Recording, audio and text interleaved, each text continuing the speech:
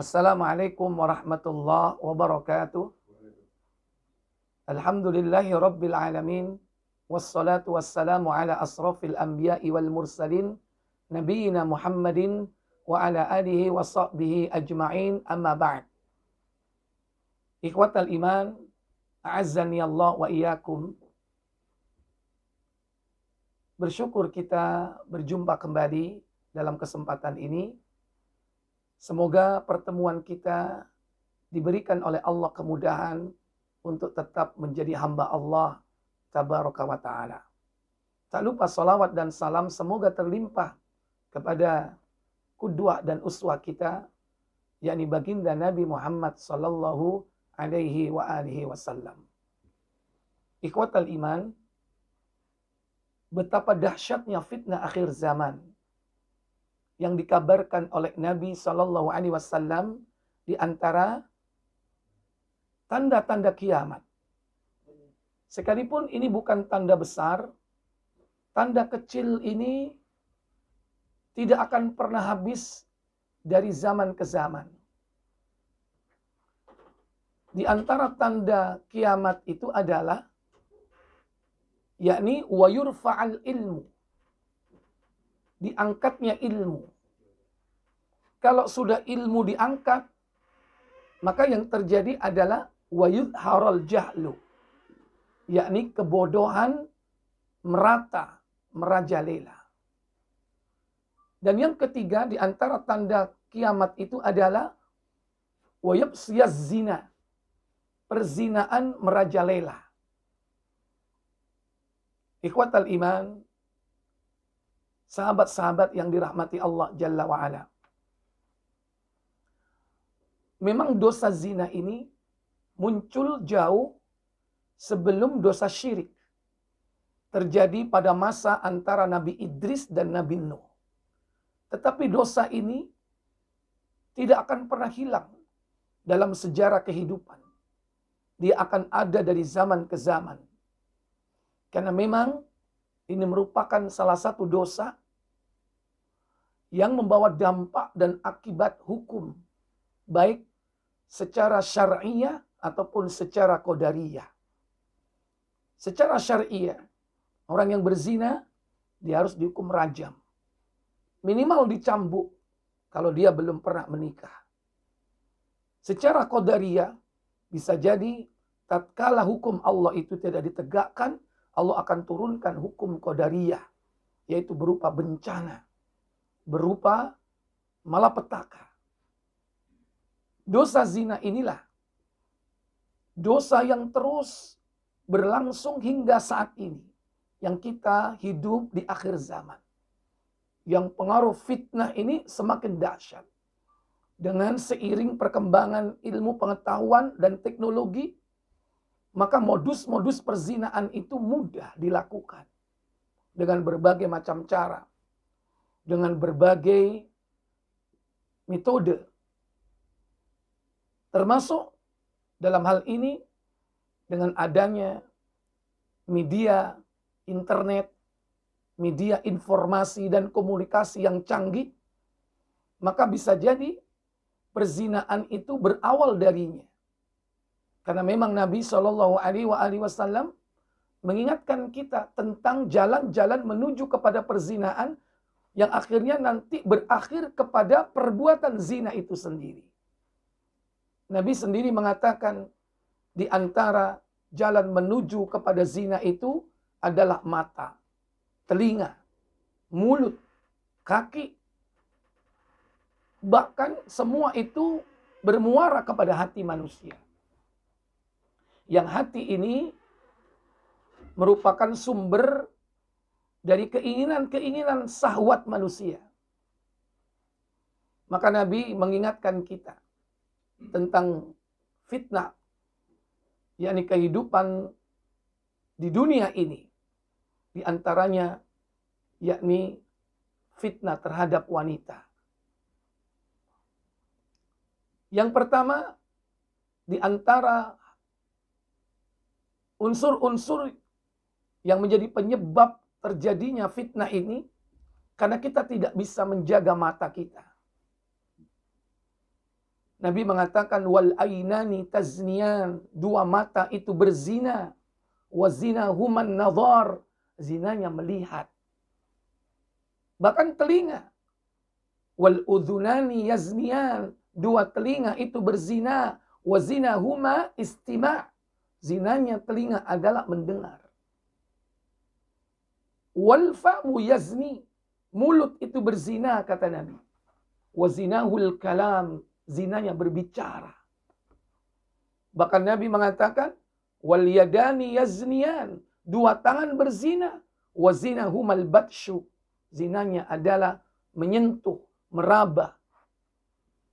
Bahkan kaki pun ikut andil pula, membuka peluang untuk menuju perbuatan zina. Warijlani yazniyan, kata Nabi, dua kaki berzina. Wazinahu yamshi, zinanya berjalan. Berjalan menuju ke tempat-tempat, menuju kepada perzinaan. Inilah salah satu di antara fitnah akhir zaman. Perzinaan semakin merajalela. Gaya hidup yang keluar dari tatanan syariat dan hukum Allah Jalla wa'ala sudah menjadi kebiasaan sehari-hari. Ada yang mengatakan samenleven, ada yang mengatakan kumpul kebo, ada yang mengatakan yakni pergaulan bebas, atau bahkan yang disebut dengan free sex. Inilah yang dihadapi oleh anak-anak zaman kita sekarang. Maka ikhwatal iman, saudara-saudaraku yang dirahmati Allah, berhati-hatilah dalam kehidupan dunia ini. Kita jaga diri kita dan kita jaga keluarga kita.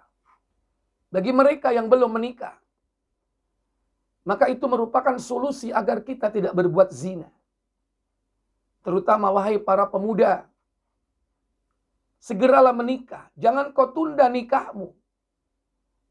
Nabi memberikan batas, kalau kau sudah mampu memberi nafkah, maka segeralah menikah. Ya ma'sar syabab, wahai para pemuda, kata Nabi SAW, man istata'a minkumul ba'ah, apabila kau mampu memberikan nafkah, falyatazawwaj, Nabi memerintahkan segeralah menikah. Kenapa? Dengan menikah ini, Nabi SAW memberikan solusi agar kita jauh dari perbuatan zina. Yang zina itu diawali dari mata. Fa innahu aghaddu lil basar, kata Nabi. Karena nikah itu akan dapat menundukkan pandangan.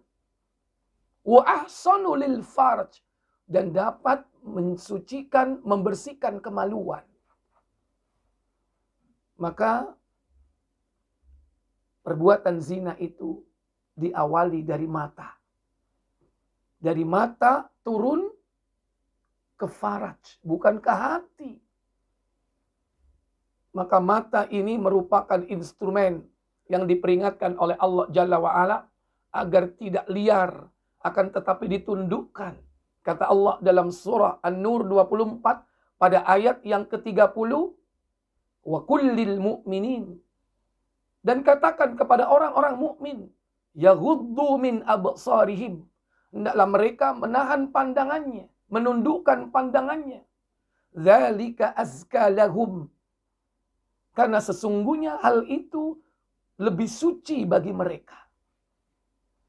Maka nikah adalah solusi agar mata ini tertundukkan dari memandang yang diharamkan, yang merupakan awal dari perzinaan.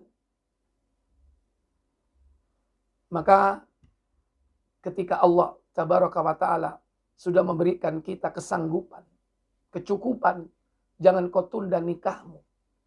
Agar mata ini terpelihara, telinga terpelihara, bahkan faraj kita terpelihara, tidak melakukan perbuatan zina. Jangan kau tunda, menunggu kau sudah memiliki pekerjaan yang berkedudukan tinggi, atau memiliki fasilitas hidup, harus punya rumah, harus punya mobil, harus punya usaha ini dan itu.